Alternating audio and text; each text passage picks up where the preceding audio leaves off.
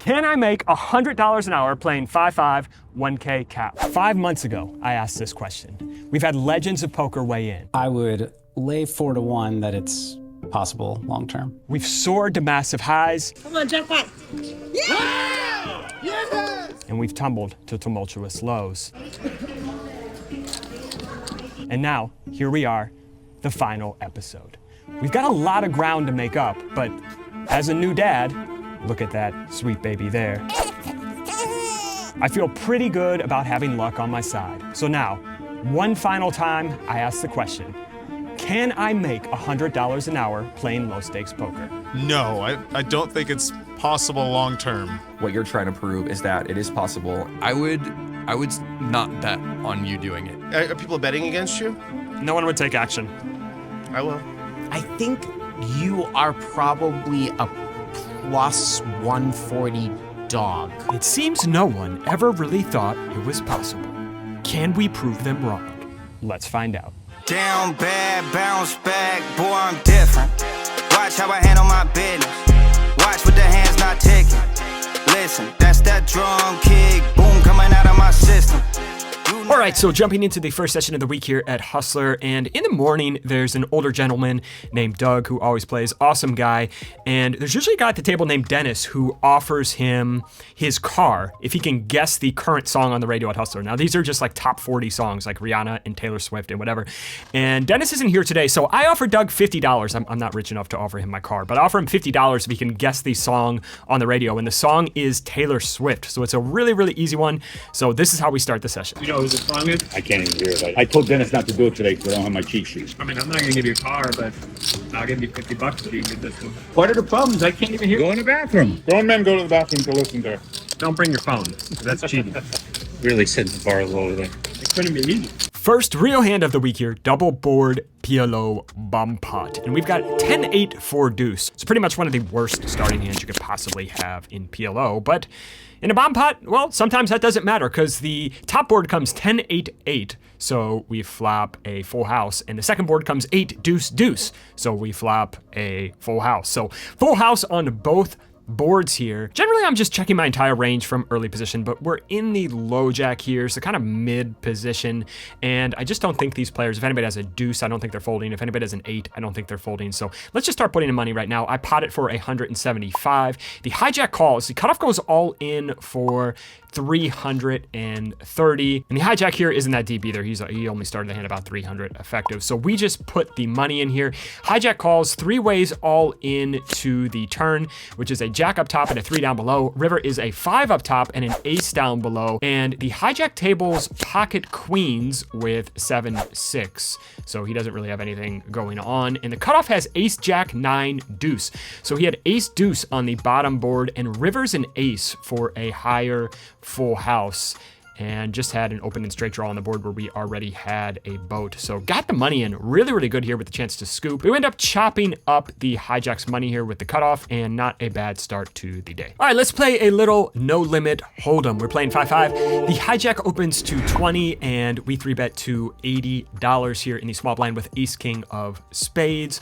Starting the hand, just over 100 big blinds effective. This guy starts off with about $530 or so. Flop comes 9-6-4 with a couple of spades. I'm just checking my entire range out of position to recreational players because they tend to overstab and telegraph their hand strength with their bet size. So we are going to check. Now he goes $80. He goes half pot here. I'm not sure we have the most fold equity, but the thing about our hand is we have the nut flush draw and most likely 2 overs here. So even if he's got a hand like pocket tens, we're essentially just flipping with that hand. And if he's got a smaller flush draw some of the time, well, that is okay as well because we just get the money in with him drawing very, very thin. We jam for 450. He snaps it off. Turn is a 10 of clubs. River is a 3 of spades. And we immediately table our hand, show the nuts here on the river, and he shows 7-6 of spades. So he actually flopped a smaller flush draw with a pair of sixes, and we get there on the river. Not a bad start for us here for this Hustler session. Next hand, EP limps, and the cutoff ISOs to $35, and the button calls. We're in the big blind. We look down at ace queen offsuit. This is a really big ISO size. Players don't generally isolate aggressively enough at these stakes. In this size, the 7x over an EP limp, the size is just too big, so I am going to just call. Flop comes 10 deuce 4 with a couple of hearts, and it checks all the way over to the button who goes 45. I think this player can just be stabbing wide here when it checks over to him. So we are going to call. Cutoff folds, gets out of the way, interestingly. Turn is now an ace of hearts. We check and he checks it back. River is an ace of clubs. And on this river, I decided to go small. I decided to go 75 here, just targeting hands like 10x or pocket nines. I think if I was trying to get a 10 to fold, I could probably just go like 150, 175 here. Don't think I'd have to go too big to get a 10 or pocket nines or pocket eights or something like that to fold. So I go small, we get called, we show our hand, and we are good. Double board, PLO, bomb pot. All right, this time, once again, we have pretty much one of the worst starting hands you could have in PLO. 9, 4, 3 deuce rainbow. It doesn't get all that much worse than this. And look at this, board number 1 comes Jack 5, 3, and the second board comes 9, 8 deuce. So not the worst here now. On the top board, we do have a pair and an open and straight draw. Our open and straight draw is not great because there's a flush draw out there, so really not many clean outs. But on the second board, we've got top and bottom pair, so not really a strong hand on either board. When it checks to us in the cutoff, we are just going to check and hope to see a good couple of turn cards. It checks through, and now it is a 9 up top, giving us 2 pair to go along with our straight draw on the top board, and a 9 down below. So now we have a full house on the second board. Checks all the way over to us. We pot it for 175, and everybody folds. Maybe a case here to be made for just going a little bit smaller here, trying to get a couple of calls. Although on the top board, we don't necessarily have the strongest hand with 9, 3. So it's not all that bad for us to get a jack to fold or a gut shot to fold or a smaller heart draw to fold. So I'm okay with just a 9 equity here, trying to take down this pot. And that's what happens. And we scoop it in. Can't come to your birthday party. Now that's funny. He was inviting me. Okay. I got plans. All right, just a real quick one here. Not much going on, but just want to keep you guys within the rhythm of the session. So low jack recreational player goes $20. Hijack calls. We squeeze into cutoff with pocket nines to 90. Low jack, the original opener, calls. Hijack gets out of the way. Flop comes 10, 10, 4. When the low jack checks it over, just going to choose a small size here. Would like him to continue with his ace highs, his pocket 8s, 7s, 6s, stuff like that. So I go 80, and he is going to flash pocket 5s and fold. So maybe need to go a little bit smaller here to get that stuff to continue. You're doing a lot of folding today. You normally don't do this much folding. All right, next hand, the straddle is on for one hand. Hijack raises to 35 here. Cutoff calls, and we are going to squeeze to 180, just a little bit different. A $35 open with a straddle on, more of a typical size versus a $35 ISO with no straddle on. So we're gonna squeeze to 180. Hijack, the original opener, is going to call. Cutoff gets out of the way, and the flop comes Jack 9 deuce. Look at that sweet baby there. This one's going to check through on the flop, check through on the turn, and check through on the river, and we are going to win. Just wanted to get you guys this beautiful, beautiful flop, which is a rare thing indeed in poker. This one is interesting. We raise to 25 in hijack with king queen off, and only the cutoff calls, heads up to a flop, which comes king 10 deuce. And I'm starting to deviate here. I've talked about this in a few videos. I'm normally just checking my entire range out of position to recreational players, but I've started to just deviate with my thick value hands and just go bet, bet, bet quite a bit, because these hands don't really benefit from a check raise, and we would like to just get called by worse top pair or draws or whatever. So I just bet 35 here, cutoff calls, heads up to a turn, which is a jack of spades.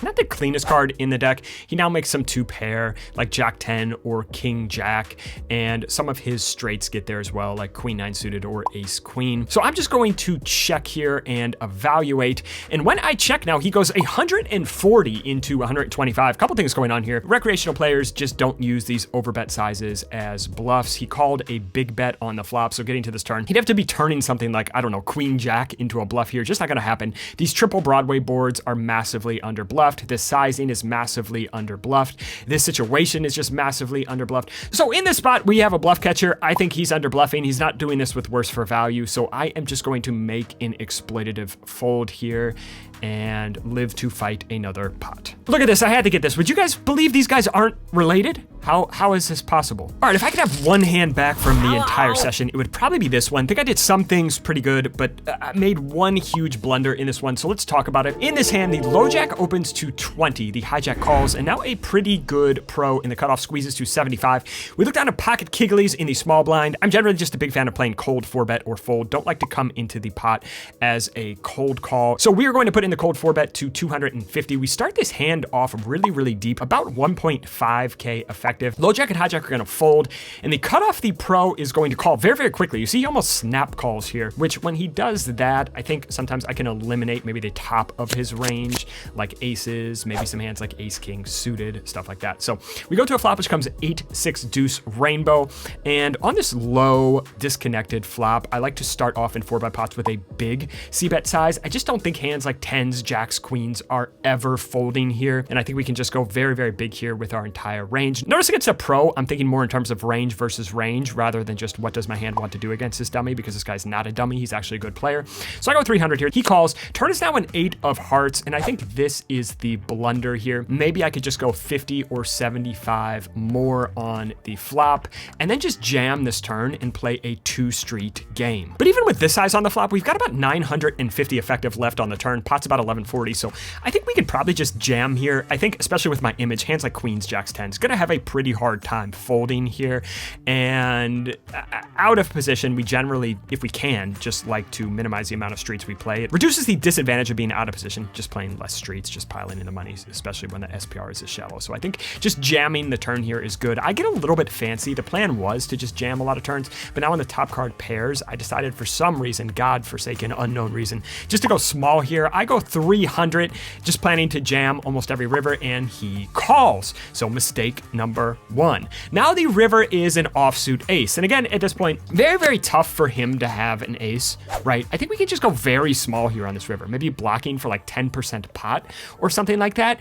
And I think about it for a long, long time, and I actually elect to check. And he says, Well, now I know I lose. He checks it back, we table our hand, and we are good against pocket queens. And I think just a pretty big turn mistake compounded by not going for super thin value on this river here and just blocking, miss out on about $950 worth of value here in this hand. Do not love the way I played the turn or the river. All right, next hand. This is a fun one. The straddle in this hand, he actually came to play this session, wanted to play in the vlog, play a session with me at low stakes. He generally plays bigger, high stakes on streams. Not gonna say his identity, don't know if I have permission, but this game is peanuts for him. So he straddles. Now the EP player off a short stack raises to 25. This guy only starts a hand about 125 effective. And we look down at pocket aces in the cutoff. Now, I am 3-betting pocket aces 99.9999% of the time here pre-flop. This is a very rare exception because this short stack who opened from early position only started 125 effective. Now, we would love for players behind us. The rest of the table besides the button is very deep. We would love for these guys to come in a pot, for somebody to make 100 or 200 big blind mistake, or somebody to squeeze here. So this is a rare exception because a super short stack open that I'm just going to trap with aces, almost never doing this otherwise. The button, a short stack is going to call. Now the straddle, the player we talked about at the beginning of the hand, is going to take the bait. He squeezes to 230. Short stack folds back around to us, and because we only started this hand about 1.2k effective, this player is aggressive. He will continue to value bet thinly post flop if he does have a good hand, and he also will continue to bluff post flop with some of his Broadway cards or whatever he squeezed with the initiative. So I think we want to continue to give him rope here. So we call. Now the button jams all in for 265. He started off short, so this does not open the action back up. The straddle calls. We call, going to a flop which comes 10-7-5. Now the under the gun player checks. This was heads up. I would just check back here on the flop, just letting him blast off with his bluffs on the turn, and I think he's just going to bet thinly on turns also if I check back. But because this is a dry side pot, essentially because the button is all in, I think that reduces the chances that he's just going to blast off on the turn in the river because he's got to beat the button out of the dry side pot. So I'm actually just going to put in a tiny bet here because I don't want overcards to come if he does have a stronger hand like 10x or pocket jacks or queens or something like that. I don't want to miss the opportunity to get the money from those hands. So I go 150. He jams all in for 1,025. We snap call, and the turn is a 7. River is a 7. We fast roll and show our hand, and the player in the straddle actually had pocket jacks here, so we scoop a nice big pot. We can bet $25 on who he thinks has the smallest nipples at the table. But it's who he thinks, it's not who actually does. You don't want to do it? Who do you think it is? Wait, don't tell us. Oh, yeah, don't tell us. Let's flip for who goes first. Okay. Let's just do like red or black, or I'll do black. Okay. Reds, you go first. Go with Doc. Give him $25. Oh my God! I knew it! Wow! All right. Sam, can you dunk? No. We have a bet on what your vertical is, and we don't need to know your vertical. But so we could settle this bet. It's a pickup game. Would you mind just lifting your shirt and showing us? All right, next hand here, having a really good session so far, up about 3.7K, about 5 hours and 40 minutes in here. And in this one, the EP player opens to 25. We 3-bet in the cutoff to 85 with King 10 of clubs, just trying to isolate play plots heads up in position against recreational players. EP player calls heads up to a flop with King 7 deuce with a couple of diamonds. He checks it over. I'm just going small here in a 3-bet pot, choosing a smaller size relative to the pot than I would choose in a single raise pot, just because the absolute size of the pot is bigger. So I go 55 and he calls. Turn is a 5 of clubs. I think at this point, top pair, no kicker in a 3-bet pot.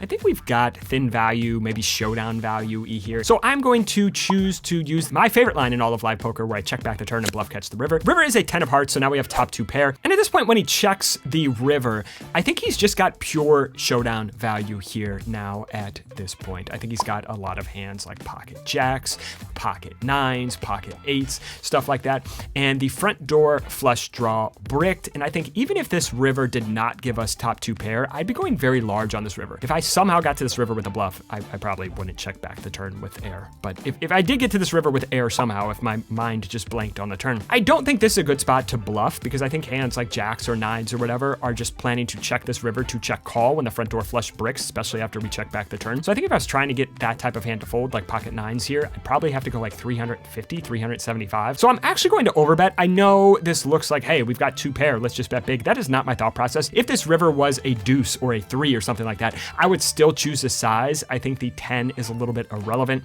in that our opponent would probably just come out and bet ace king or king queen if he did have a strong king. And I think our opponent would also just come out and bet if he had a bricked draw. So I think his range is squarely going to be a ton of showdown value. So choosing a big size here, we go 300, just a small overbet. Unfortunately for us, he is going to tank for a bit and find a fold. I'm trying to make $100 an hour, basically playing a $5 blind 1,000 cap game. As the rare poker person who actually made his money playing poker, do you think it's possible? The average pro there is not going to make that, but it is possible, like as a sustainable win rate. That's my guess. Who's your favorite plus size poker player? I'm going to plead the 5th. You don't have any, you just like skinny poker players. That's what I'm saying. Yeah. When can we expect to see you playing again? When can we expect to see you on stream? Bet Rivers Poker launched in Pennsylvania. They acquired Run Once Poker. Probably the next time you see me stream will be that again, sometime early next year. How soon or how far away do you think we are from like Bet Rivers expanding into other states legally? I don't know a precise answer. This is a big company now, but I'm so used to like being ultra transparent because I own the company and nobody's going to get mad at me. What I can say is the plan is to expand into all the legal regulated markets that we can in the Americas. I'm excited to have a reputable name, reputable brand back in online poker. I think it needs it. I think it's great for the game, bringing online poker back. Like, I'm excited to see where you guys go. Thank you. I appreciate it. Next one here, Under the Gun limps and it folds to us in the hijack. We ISO 230 with Jack 10, maybe a little bit of a light ISO. Should probably have cut out some of this stuff. Too late now. We're already 19 episodes in, so we ISO 230. The cutoff big blind and the under the gun limper call. It's a problem with just ISOing these hands against an early position limper. They're just always calling, and we're probably going to go multi-way with a hand that's not that good. Flop comes queen, 9, deuce, and when it checks over to us with only one player in position and multiple players out of position, I'm just going to bet right now. If we had multiple players in position to us, I'd just be checking my entire range, but I would just like to clean out some equity. If the cutoff folds, we can just barrel quite a lot of turns. So we go 40 here, but unfortunately for us, the cutoff is going to call next to act, which kind of handcuffs us. And now the big blind calls as well. So under the gun gets out of the way, 3 ways to a turn, which is the king of diamonds. So the front door flush comes in, but we do make our straight. And I do think when we get called in 2 spots here, maybe one of these players does have a flush. So big blind checks it over to us. We are going to check here. Cutoff goes 110. Don't love it, especially when the big blind calls next to act, but I think our hand just a little bit too strong to fold right now. So we're in there. River is a 5 of diamonds. So, well, now there's a 4 flush out there. Big blind just donks for 300. Obviously, we are just going to get out of the way with the 10 of diamonds here. Pretty easy fold for us. And now the cutoff jams all in for 800. Big blind folds, and just maybe another note to myself. If I ever do another one of these challenges again, maybe don't ISO the Jack 10 offsuit versus an early position limp, sir. Just probably not all that profitable. I see it in the comments all the time. Hey, Mark, you're so unbalanced when you choose these huge overbet sizes. You're just bluffing all the time. Well, why don't you go ahead and suck on this one? In his hand, the villain, the EP player who plays bigger, he's going to open from early position. We call in the big blind with ace 10. Flop comes king 10 7. We check it over to the pre-flop raiser. He checks it back. Turn is now a king. I do think when he checks back the flop, he's got a lot of showdown value, and I do think those showdown value hands are going to take a stab here on this turn. So I actually decided to check it over, but he checks it back. River is a 5 of diamonds. I think he's squarely got showdown value here. He may think that I am over bluffing when I use the big boy sizes. So here we go. I'm going to go 175 here into 50 with just second pair. He puts in a call. Maybe could have gone even a little bit bigger here. And of course, we are good with ace 10 going 3.25x pot here on the river with second pair for value. All right, next hand here, EP goes 20, low jack calls. We squeeze to 90 here on the button with ace queen of diamonds. The EP player calls, the low jack gets out of the way, heads up to a flop, which comes ace 8-3 with all hearts. He checks it over to us, going to choose a small, maybe 1/3 pot size here with my entire range. He is going to put in the call. Turn is now an 8 of spades.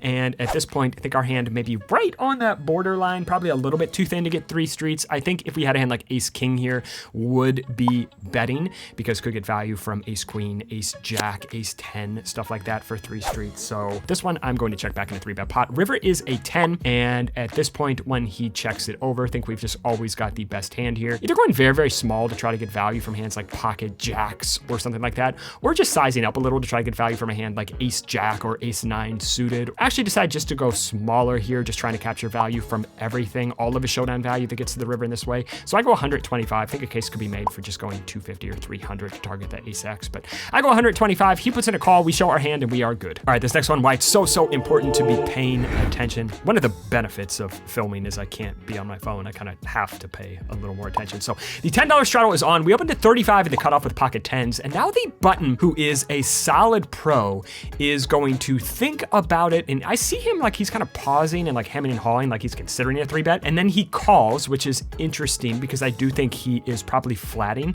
some strong hands when I open, and there are a bunch of fish behind at the table. I do think he is smart enough to have that going on. The straddle is going to squeeze to 185. When the straddle squeezes closing the action, this is just going to be very, very strong. He chose a big size. He squeezed closing the action. Players generally squeeze less when the straddle is on because just the money gets very big. And we had that clue that the button kind of looked like maybe he wanted to 3-bet, but then just flatted after like thinking about it for a couple seconds. So I think with all those things going on, we have a pretty clear fold here with 10. So I get out of the way.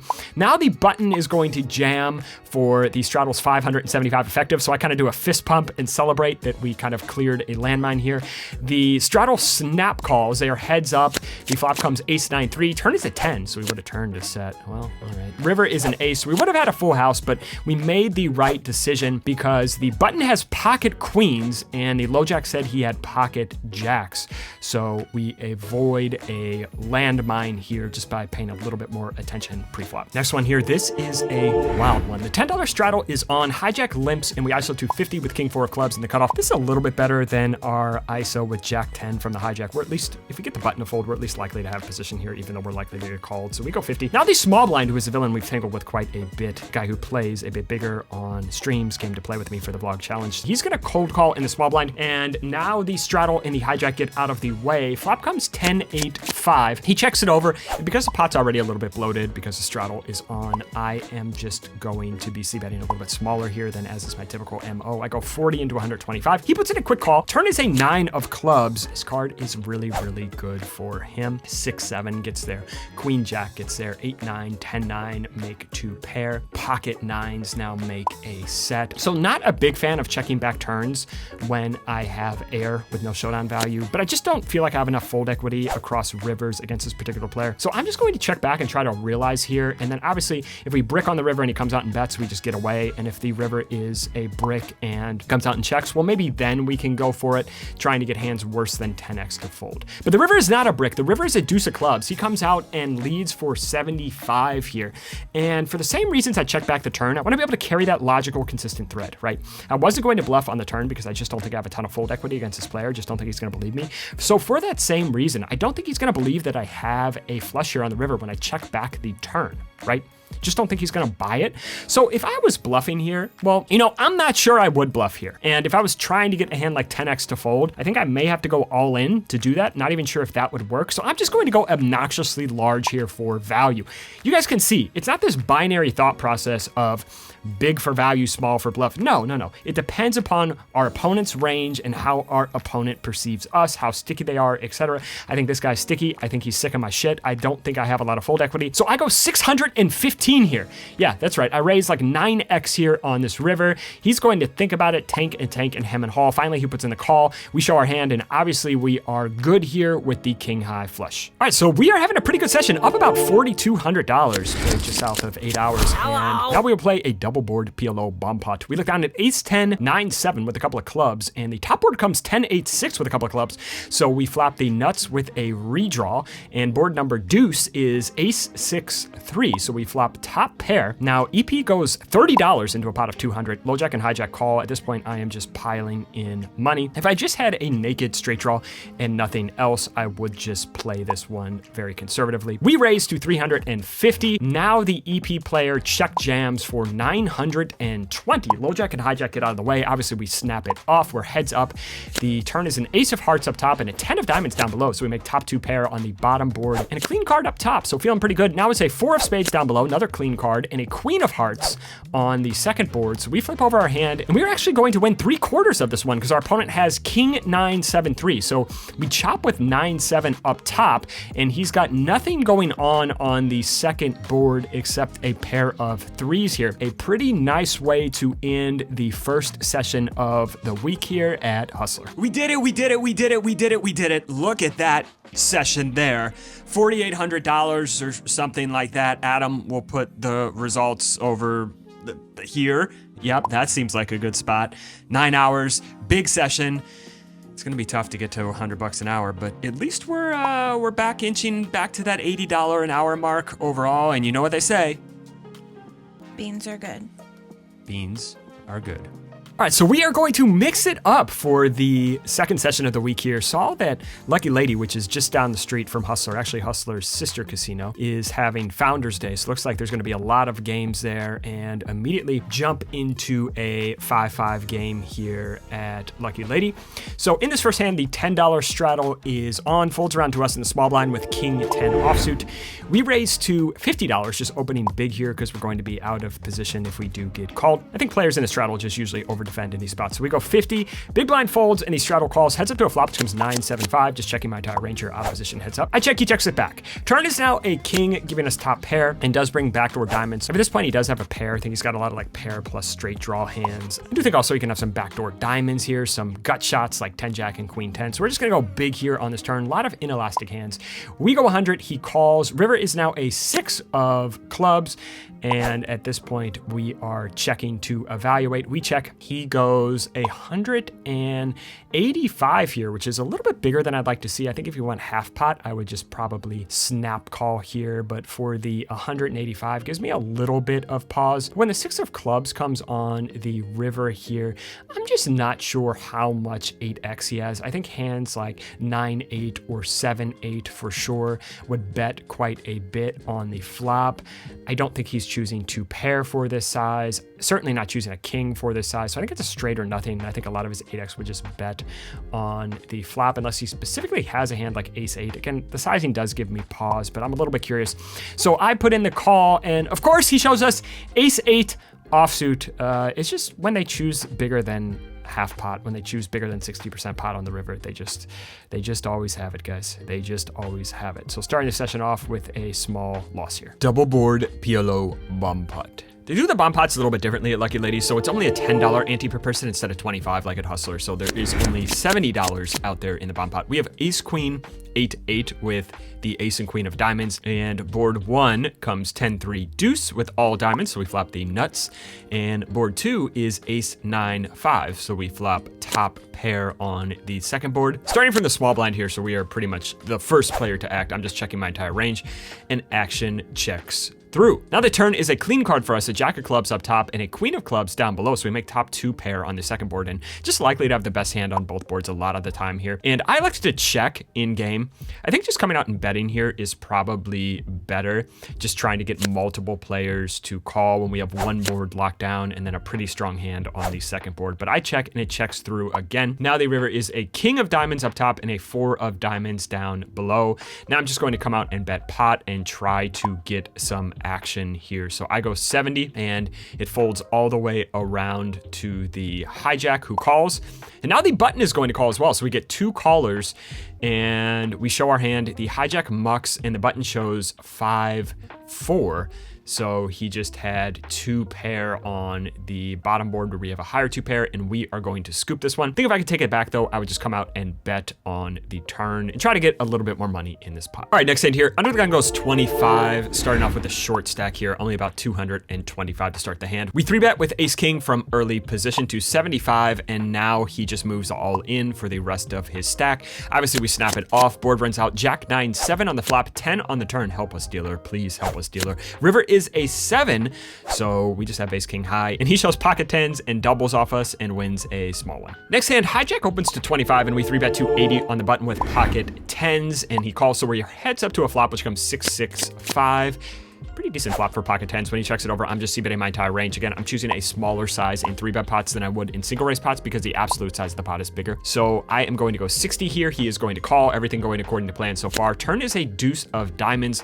Pretty good, clean, innocuous card for us. And when he checks, he says, and then you're gonna raise, and I'm gonna check raise though. When I check raise, you're not gonna believe me, and you're gonna call anyways. Well, I think it's probably more likely that that means he is weak than strong, but I would still like to maximize value against hands like pocket 7s, pocket 8s, pocket 9s, backdoor ace high diamond draws, etc. So I like to go 200. Maybe he goes slightly bigger here against that range. I'm not getting floated here by just the ace highs again, but he is going to call, and I say, that's not what you said was gonna happen. River is an offsuit ace, and at this point, I think we're probably running out of value against hands like 7s, 8s, 9s, etc. And of course, we lose to those backdoor ace X of diamonds. I think we're good here a lot, but probably a little bit too thin to get value. So I check it back, and he says, you're good. We show, and we win the pot. Mr. Joey Ingram, you're known as a PLO guy, right? I am known as a PLO guy, yeah. You know the best part of Pot Limit Omaha? That you can play every hand and call every 3-bet? No, I'm going to tell you the best part of Pot Limit Omaha. What do you think it is?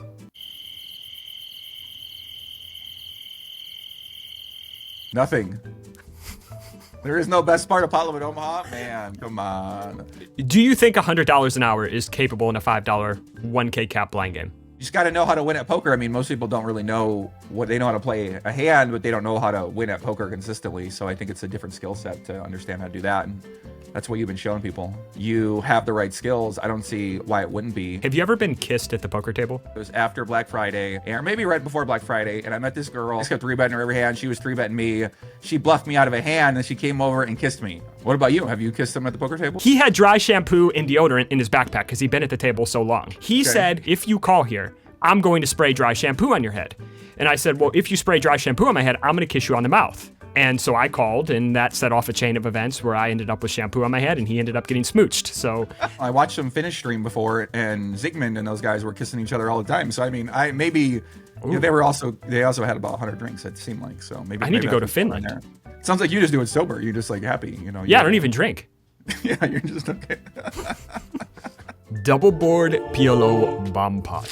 So we have Jack 7 4 3 here, and the top board comes 10 9 8, so we flop the second nut straight, and board number 2 comes 6 5 deuce, so we flop the nut straight here. Both boards do have a flush draw, and our hand is relatively vulnerable on both. The small blind is going to check. The big blind just comes out and pots it here. Now the low jack calls. At this point, I don't think we have any fold equity. We start this hand off very, very deep with the big blind, about $2,000 effective. I think our hand in particular would like to see a clean card card on one or both turns. It is unlikely that we have the best hand on both boards here. I think when the big blind comes out and just pots it, he probably has a hand like Queen Jack quite a lot, or 4-3 with something going on the other board. So I'm just gonna play this one cautiously. I call, the cutoff calls and comes along as well. So we're 4 ways to a turn, which is a 5 of diamonds up top, so a clean card, and the Jack of spades down below. So clean card on both. Now the big blind comes out and bets 250.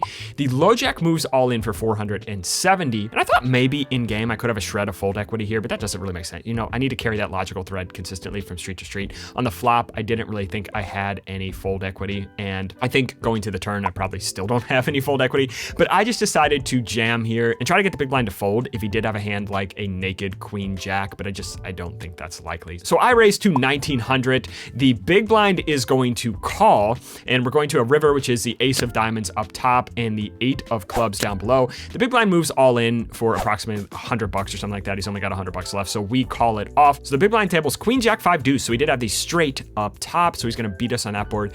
And he had Jack 5 deuce on the bottom board, so he was trying to boat up. Don't know what the low jack had, but we're gonna chop up his money with the big blind here. I'm kind of just unsure overall in this hand. I like my call on the flop. I don't really like raising on the flop, but wondering if it's just best to just call or raise and get into money on the turn. Was kind of unsure in game and still kind of unsure now as I look back at this one, but we're chopping up the low jack's money, so a small win here in this double board bomb pot. All right, just another example of why checking out of position to recreational players is so good. The $10 straddle is on the low jack and hijack limp. We look down at JJ Reddick's small blind. We make it 105. Now the straddle calls and the low jack limper calls. So 3 ways to a flop, which comes 6-5-3. 2 players in position to us, so I'm just going to check my entire range here. I check, and the straddle moves all in for $460 into a $325 pot. And once the low jack gets out of the way, I think we've got a pretty easy call here. I think players will just overvalue worse. So we put in the money. He has to run it twice, and I agree. I just prefer to run it once, but if it's a recreational player, I'll just default to what they would like to do. He shows he has pocket 7s. So on the turn, the top board is a 6 up top and a queen down below. River is a 3 up top and a 10 down below. So we are going to scoop here against pocket 7s and win a nice little pot where we check out of position and just kind of give them rope to hang themselves. All right, next hand here, just another simple example of how I'm playing these ace high boards in single raise pots in position. So we open the button with king 8 to 25. The big blind calls, heads up to a flop, which comes ace, king, deuce. And this is the one board texture, these ace high boards where I'm just playing big bet or check. This hand is kind of a showdown, thin value-y type hand. So this one not good enough to bet. So we're going to check this one back, and I asked the dealer for a queen. I need a queen. Okay, come here. I don't know why I asked the dealer for a queen, but the dealer does give us a queen. Still think our hand just a little bit too thin to bet. River is a deuce, and now at this point, when the big blind checks a 3rd time, I think we have the best hand here for sure. I'm just going to go very small, try to get looked up by a queen or something like pocket 8s or something like that that is just not going to believe me after checking back twice. So I go 15. Big blind calls, we show our hand, and we are good. Double board PLO bomb pot. So we've got 10-9-6-3. We're 5-handed, and board 1 comes 8-7-4 with a flush draw, so we do flop a wrap, and board deuce is king deuce deuce, so nothing going on the bottom board. Checks all the way around to the button, who goes $20 and getting a pretty good price here. We are going to call. If the button just potted it, would probably just fold here, but we're in there. Hijack and cutoff are in there as well. 4 ways to a turn, which is a 6 up top, so we make the nuts on the top board, and a king down below, double pairing the board. We check it over. Hijack checks, and now the cutoff just comes out and pots it for 130.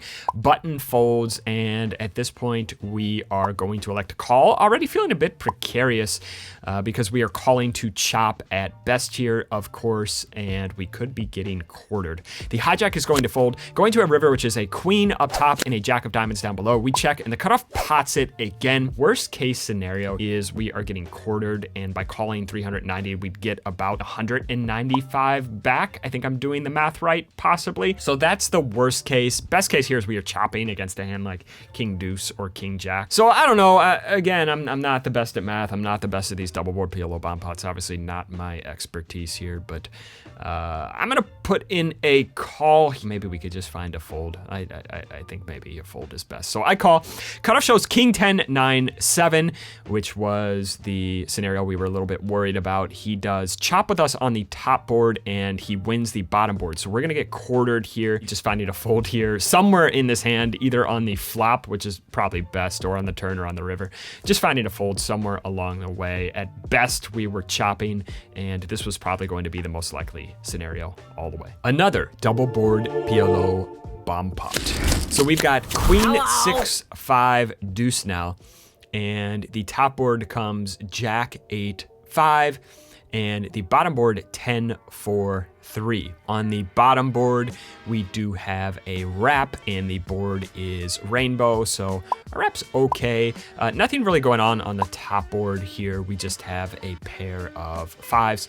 Checks all the way around to the cutoff, who goes $60. The button, small blind, and big blind call, and we come along as well. Turn is a 4 of diamonds up top, giving us a crappy 5 high flush draw, and a deuce of clubs down below. So we do make the nuts on the second board. Small blind just comes out and pots now for 360. And now when the big blind calls, I think we're probably just not gonna have any fold equity here. Again, just another one of those cases where we could be getting quartered here some of the time if someone also has 6-5 with something going on the top board. But I think just a little bit too much to fold here. We've got a pair and a flush draw, albeit a pretty crappy flush draw up top, and we have the nuts down below. So I am going to call here. Now the cutoff calls all in for a little bit less. He only has about 250. So we are 4 ways to the river, which is a 4 of hearts up top and an 8 of hearts down below. So we do get a clean card on the second board. Small blind jams all in. He only has about $40 left. And when the big blind calls, I think just putting in any more money is a mistake, but obviously getting a great price here. So we are in there as well. Small blind shows ace 6, 7. And the big blind shows jack 6, 3, 3. And the cutoff shows 10, 9, 6, 7. So I don't know, there's a lot going on here. Main pots, side pots, everything. Basically the small blind and the cutoff both have 6, 7 on the top board for a straight, and the big blind has pocket 3s for a set on the bottom board. So the small blind and the cutoff are going to chop the top board essentially. So we're gonna get half of this pot in kind of a 4-way scenario. So a pretty good end result for us. You got above average areolas. I've gotten that a lot. Yeah. I get that a lot. Yeah. Good. I don't know what it means. Yeah. I had a dude. Can I see? I had a group of like. What do you? Can I see? What do you want me to do? Pull your shirt. Oh, I thought it was eyes. No, it's your nipples. Oh, how do you know? I actually do. Yeah. What are you doing? No, that's normal. No, they're big. I've gotten that with pupils though. All right, next hand here, $10 straddle is on, folds all the way around to us in the small blind. We have 4, 3 of spades and decide to open to 50, maybe a little bit light. Probably should just be opening maybe a hijack range or something like that when we have 2 players who are going to be behind us in position. These guys are just going to call too much, so probably just want to go a little bit tighter. Anyway, we go 50, and look at this, both players call. The big blind and the straddle both call, so 3 ways to a flop, which comes queen, 5, deuce, and we're open-ended, but just checking my entire range out of position to multiple players. We check, it checks through. Turn is now a 10 of clubs, which is a blank. So we are going to check.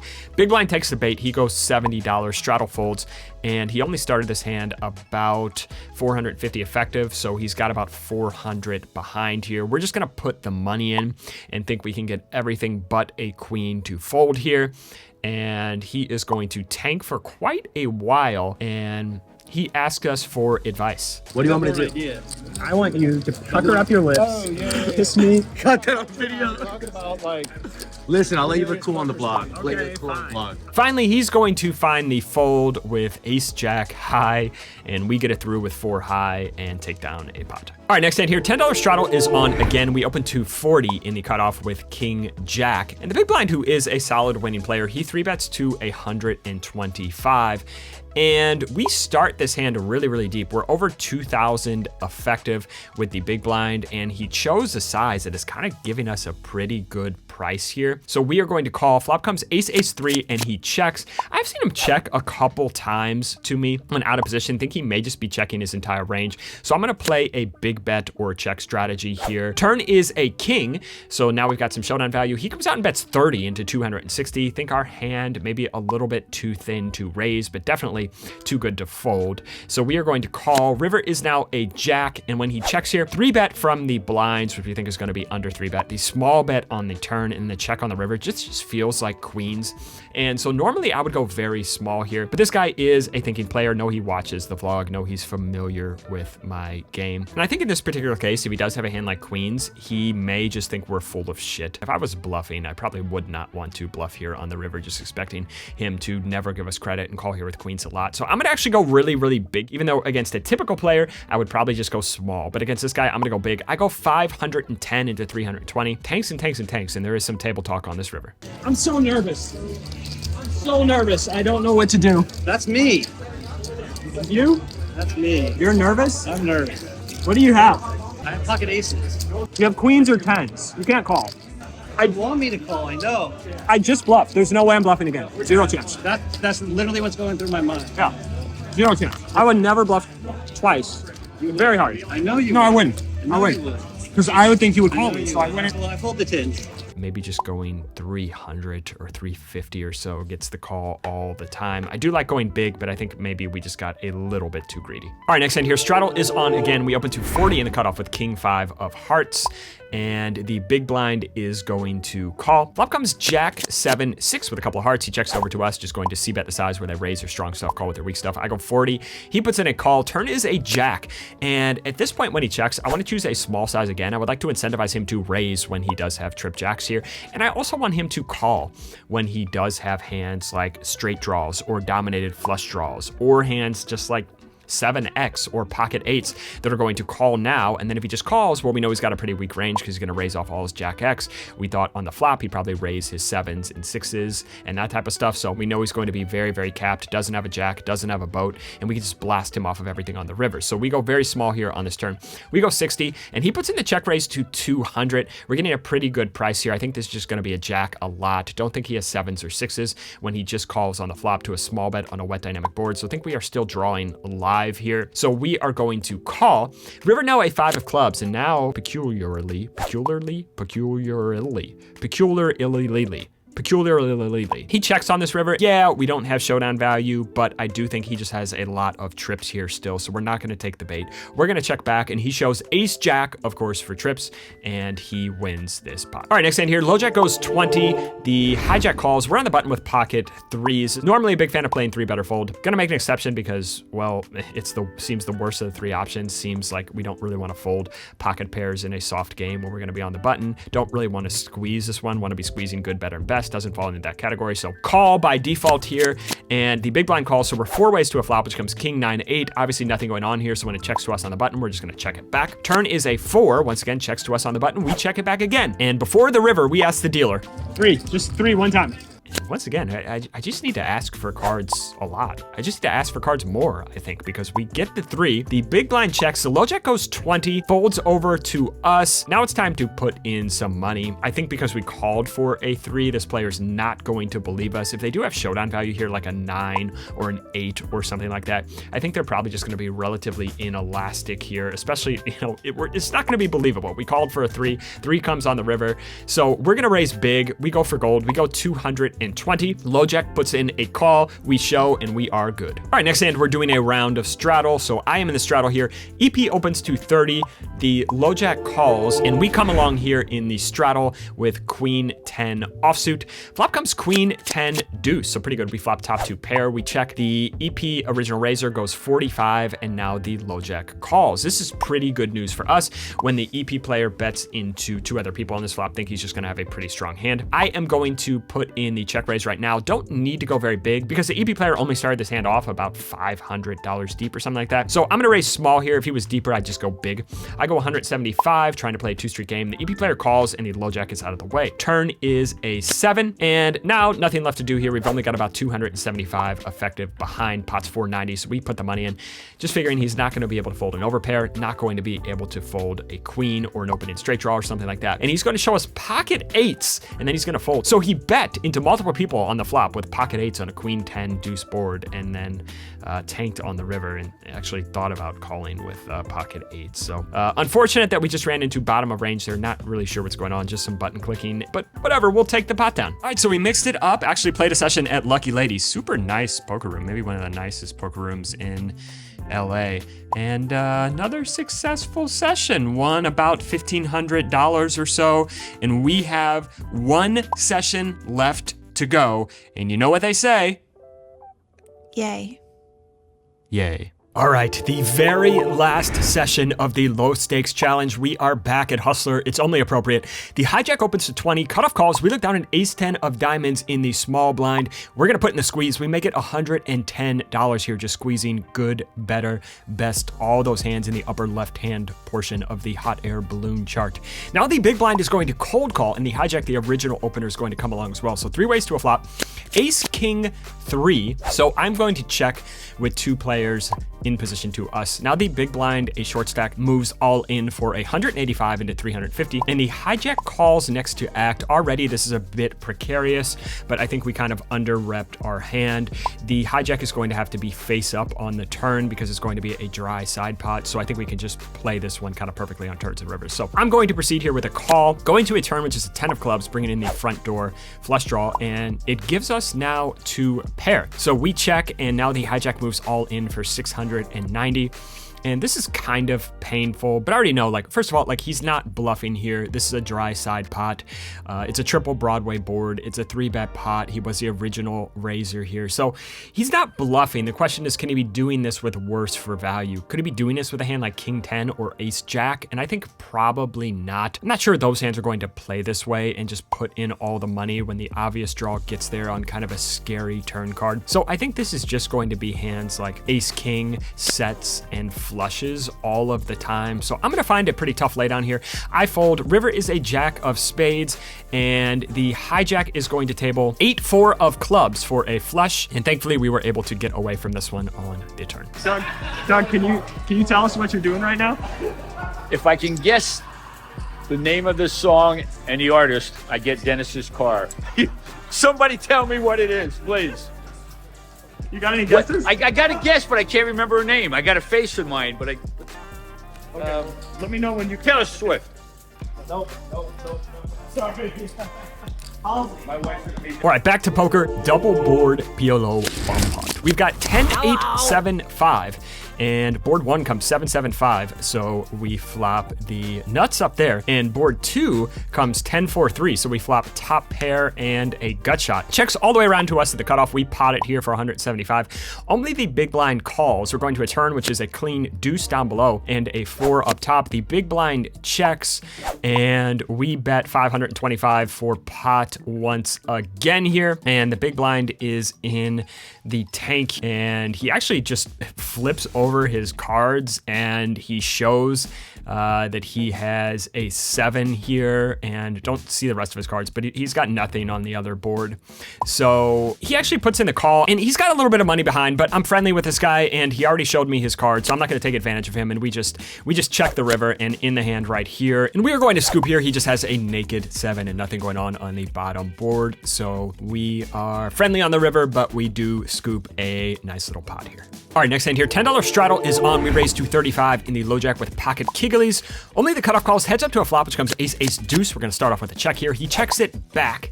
Turn is now a deuce of spades, and trying to get value from pairs, hands like 3s through 10s. We go 50 here on this turn, cutoff calls. River now a 7 of spades. Do still think we can get value from pairs here. I decided to size down here, a little bit under half pot. I decided to go 80. Maybe a case to be made once again for sizing up just a little bit here. I go 80, he puts in the call. We show, he shows pocket 10s here, and we're just real dialed in here. Probably could have gotten a little bit more money on both the turn and the river in this hand. It's a bean. You said what to eat. Beans there for? What is that? Just in case anyone's hungry. You want a bean? I mean, I know I asked for food service, Martin, but what the hell am I gonna do with this bean? I see you got a whole bag over there now. If you boil them and put some hot links in them, now we talking, baby. Next hand here, straddle is still on. We raise to 40 on the button with pocket sixes. The small blind and the straddle are going to call 3 ways to a flop. King 6-4, pretty good for us. We flop middle set here. Both players check. We're just gonna start off with a small bet here, sizing down a little more than we typically would in a single raise pot, just because 1, we are multi-way, and 2, the straddle is on, so the pot's a little bit bloated for a 5-5 game. We go $40, and much to our delight, both players call. We're going to a turn, which is a king, pairing the top card. Very good card for us. Both players check it over to us, and now I think there's 2 options on this turn. We can either choose a very small size and try to incentivize one of these guys to raise when they do have a king, and to also call when they have a weak hand, like a gut shot or a straight draw or like pocket nines or something like that. So the small size seems reasonable. Also a very big size, like an overbet size, just targeting the king X. So I decided to go for the latter option. I go very small. I go 60. The small blind folds and the under the gun player calls, and now we are going to a river, which is an ace. And at this point, when the under the gun player checks, I think there's still a chance that he does have a king, maybe a weak king here, and he just put us on ace king and maybe didn't raise on the turn. Also, he could have some weak stuff like 7-8, 5-7 suited, stuff like that here, pocket nines. I don't think any of that stuff is calling any amount, where I think a king here, if we were trying to make a king fold, well, I'm not sure we could ever make trips fold. So I think the option on this river is just to go absolutely massive and just pray that he has a hand like king 5 suited or something like that. So I like to go 1,000 here on this river into 360. Unfortunately for us, under the gun is just going to snap fold, but I am pleased with the thought process. Maybe the small mistake here is on the turn. If we think they're not going to raise their weak king X, maybe we just go with the overbet on the turn and then just follow up with an overbet on the river. All right, next hand, we open to $20 from early position with king jack of hearts. The small blind and big blind both call 3 ways to a flop, 6-5-4 with all hearts, so we do flop the king high flush here. Small blind checks, big blind comes out and leads for 25. And when players lead multi-way, going to be a significantly stronger range than when they lead heads up. These are going to be strong but vulnerable hands. Maybe hands like straights, 2 pair sets, the ace of hearts. Whereas when they donk heads up, it's generally just going to be bullshit. So we're gonna raise and put in more money right now. I'd like to go with a small raise, just $80 here. Big blind only starts his hand about 500 effective, so just don't need to go absolutely huge to get in all the money over 3 streets. But I like to just go small here, try to minimize fold equity, and the big blind is going to call. Now the turn is a 7 of spades. He checks dark. We go 100 here. Just want to set up a nice SPR on the river where he's not going to be able to fold. He puts in the call. River a 6 of clubs. He checks dark again. We go all in for about 305 effective, and he calls. We show we're good. He says he actually flopped a smaller flush. All right, next hand here, double board PLO bomb pot. We've got king, queen, jack 6 here, and we are 6-handed, so pot is 150. Top board comes jack 10 5 rainbow, and bottom board jack 10 3. So we flop top pair and open-ended on both boards. We're just going to check from early position. Our entire range checks all the way around to the cutoff, it goes 150. We just get in the money against one player here, probably going to be in great shape unless somebody has pocket 10s or something like that. But either way, feel pretty good about this hand. So we're going to check raise to 750. The cutoff is going to call it off. He started this hand shallow. The button is the player who's deep. So the cutoff calls all in for about 215. The button gets out of the way. 4 of spades up top, ace of diamonds down below. So we make the nuts on the second board. And now a 3 up top and a king down below. And the cutoff shows ace jack 8 4. So he just got it in with top pair, top kicker here, and we are going to chop this one up. How would you rate your experience playing with Marc Goone? He's pretty damn good. 8 out of 10. Love it, man. A lot of fun, a lot of action. Handsome. It's hard. It's difficult. 2 out of 10. What would make it a 10? If you were to play a lot worse. All right, can you tell us the story? Okay, well, I was having a really bad day, and me and Marc were talking, and he said something bad, and I asked him, do you kiss your mama with that mouth? And he goes, yeah. And I kissed my grandmother with the mouth, too. And I said, what about him? You kiss him? So he walked over and he kissed him in the crown of his bald head to make me laugh, to make me feel better. Who did I kiss? It was Gary. So he made my day. How would you rate your experience playing with Marc Goone? Whenever he bluffs into me, it was always great. Your arms are looking very vascular today. I had them implanted. Thank you. It's been fun watching some of the things that you do online, watching you do them live. Table talk is very nice. Like, it's very fun to play with him at the table. He gives a lot of action. How would you rate your experience playing with Marc Goone? Who's Marc Goone?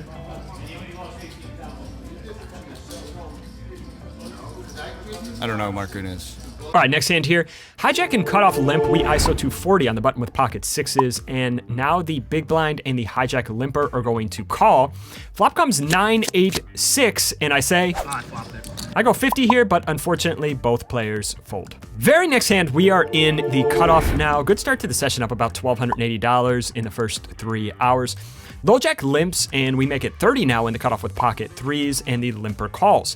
Heads up to a flop, which comes 8, 5, 3. So we flop a set again. Low jack checks. I ain't loading it. We go 30 here on the flop, trying to choose a size where they raise their strong stuff, call with their weak stuff, and he puts in a call. Turn is now a jack of spades, and at this point when he checks, I think he's gonna have a lot of hands that are going to be inelastic here. Hands like 6, 7, hands like 8x, hands like pocket nines. I do think if he has like a 5 or pocket 4s or something like that, those hands are probably going to fold no matter what size we choose. So I like to overbet here on the turn, just targeting the stronger part of his range, and I go 150 here on the turn, and unfortunately for us, he is going to fold. Another example here showing why this overbetter check strategy is so powerful on these ace high boards. So we open on the button to 25 with king queen. The big blind calls, heads up to a flop, which comes ace 8, 3 rainbow. I think we've just got some showdown value here, and I elect to check this one back, a little bit too in between. Turn is now a 7 of hearts. Big blind comes out and bets $30, just under half pot. The thing we've discussed time and time again, when we check back these ace high flops, they'll just come out and monkey stab on the turn for a small to medium size with just any 2 cards, essentially. We have a pretty easy call here with king queen high. River is now an 8 pairing the board. He checks, and I still think our king high has sufficient showdown value. I check this one back, and we show our king high, and we are good. All right, next one, we go 20 in the low jack with ace queen of diamonds. Both blinds call 3 ways to a flop, which comes ace, jack, 9 with a couple of hearts. When both players check it over to me, just playing big bet or check on these ace high flops. I think this hand is good enough to fall into the big bet category. Normally heads up, I just go with an over bet here, but multi-way, I am going to size down just slightly. I like to go 2/3 pot here. Maybe a case to be made for just going 50 or 60 here, but I go 40. Both blinds are going to call. Turn is now a queen of hearts, bringing in the front door flush. Also, the obvious straight draws get there, the 10-8, the king 10, etc. So when it checks over to us multi-way, I'm just going to check this back. River, now a queen, giving us top full house. And at this point, small blind checks. Big blind comes out and bets $100 here. If this guy flipped over a flush, like if he flipped over ace-x of hearts or 10x of hearts, and I got to this river with ace-king or something like that when the board paired, would I ever bluff to try to make this guy fold a flush? And my answer is no. I don't think we're going to be able to get the fold here on this river when the big blind only has about 700-800 behind. So I'm just gonna put in all the money here. I jam. I know 96% certainty that you don't have a full house. And I don't think you're gonna call me with a flush, even if you do have a flush. I don't have a flush.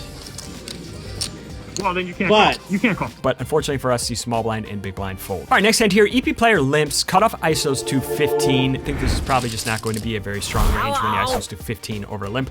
We look down at king 10 of diamonds, good enough to 3-bet here. We go 65 in the small blind. Now the limper is going to cold call, and that's going to bring in the cutoff as well. 3 ways to a flop. 6-5 deuce with a couple of diamonds, just checking my entire range here out of position. We check.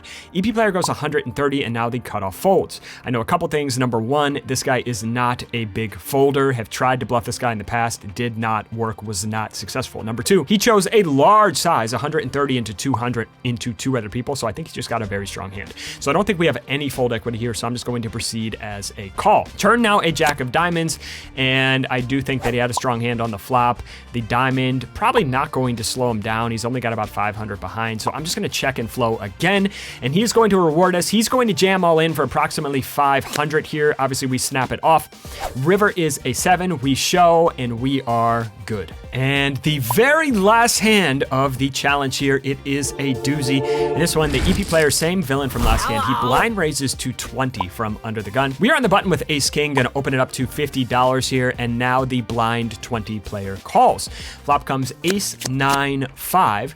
He checks it over once again on these ace high boards, single raise pots in position, playing a big bet or check strategy. Going to put our very strong hands into the big bet, going to put some of our best bluffs into the big bet, and going to check back pretty much everything else. This hand falls into the very best hands. Top pair, top kicker here. So we go 115 here on the flop. The EP player kind of raises his eyebrows and shakes his head and then puts in a call. Turn is now a king of spades. And now there are front door clubs and backdoor spades out there. He checks it over. And interestingly, we don't have have the ace of spades in our hand, so we could have a hand like ace x of spades or 9x of spades or something like that. And when he checks it over, he's got about 420 behind. Pot is 335. I think it's going to look the most bluffy here on this turn to just put the money in. I don't think he's folding a big draw. I don't think he's folding an ace. So I am just going to jam here. I put the money in and then I start talking. You seem very painful. I look real close. I'm wondering if I would have jammed. Honestly, Should have done it with like king queen. I either have like 2 pair plus or a draw or a bluff, right? and I think Junior. Let me see what time Junior and Alex are going. One of those three. I don't have something like king queen. You could throw that out. Just the backer right there. Finally, after much deliberation, he puts in the call. He shows ace 10, so he is drawing dead here. River is a jack of spades, and we are going to win one more big pot. All right, so that is a wrap, another winning session. Adam will put the results over here. So we ended at just under $90 an hour. Although, if you do count the jackpot results, which I'm not counting, then we were well over $100 an hour if you do count the jackpot results. But I'm gonna put out a complete breakdown next week on all the results, what they mean. Once again, played just under 300 hours, so what do results mean at this point? I'm gonna be completely honest, not all that much. But hopefully this video series showed just how high the ceiling is in low stakes poker and just how much room there is for exploits. That was always the goal here, and a little disappointed we weren't able to hit $100, but had a bunch of fun along the way. Stay tuned for that video next week, going to break down all the results and what they mean, and if I think $100 an hour is possible long term. So thank you guys for coming along for the ride. See you soon.